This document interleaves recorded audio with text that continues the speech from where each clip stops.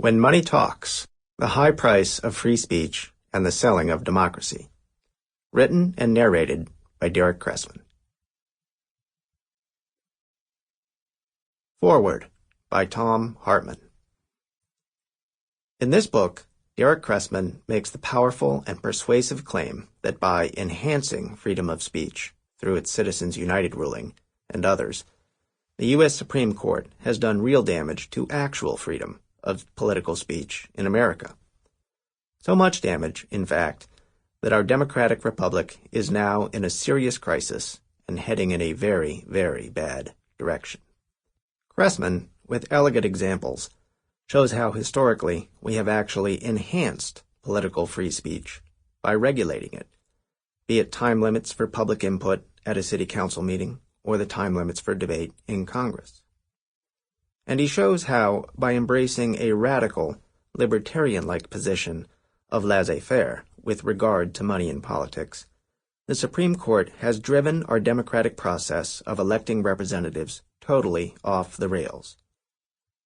Keep in mind that the entire libertarian concept, and then the Libertarian Party itself, were devised and created in the 1940s by the nation's largest business groups to provide a moral and intellectual and legal argument for diminishing the ability of government to meddle in the business of this country's largest corporations.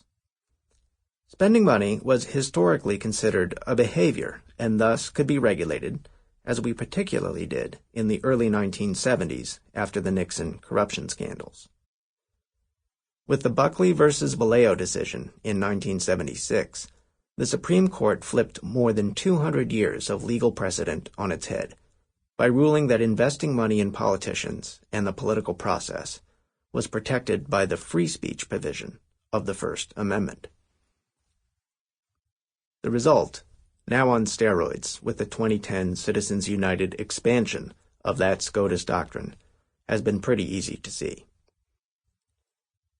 In a democracy, you'd assume that the desires of the majority of the people would determine the content and probability of passage of legislation, from the local to the federal level. And, indeed, for much of America's history, that's how it worked, particularly in the middle of the 20th century. Who was enfranchised to vote also swung things, but that's another argument for another book. But those days are gone. Elected officials now disregard the desires of the people and focus instead on pleasing the billionaires. Unregulated political free speech is a virtual oxymoron, like a free football game would be. In sports, we're quite used to rules and regulations. They make the game fair for everybody involved. But if the logic the Supreme Court has applied to the spending of money for political persuasion were applied to football, the game would be quite different. Whichever team had the most money could pay to rewrite the rules to determine where to put their goalposts, for example, or where to kick off and kick field goals from. A rich team, putting the goalposts on its own 10-yard line, would only have a 90-yard field to worry about. The poorer team would have to play the full 100 yards. Imagine if the referees in a football game were supplied by the teams, 50-50, but it took a majority of them to conclude a call on a play. And then one of the teams told their referees never to agree to call any penalties against their team. How could anybody call that a fair game? It's reminiscent of the 2015 announcement by Federal Election Commission Chair Ann M. Revelle that the 3 Republicans on the 6-person board of the FEC refused to allow the FEC to consider any consequential enforcement of federal election laws. It takes 4 votes to proceed with an action against a donor or a candidate. Billionaires and corporations heavily favor the Republicans in their political spending, and the Republican appointees on the FEC board want to keep it that way.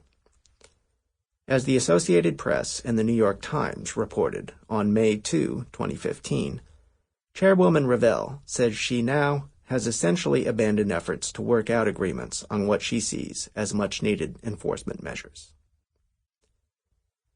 Just like in sports, business, or society in general, politics only works honestly if it operates within well-understood, transparent rules that everybody agrees to follow.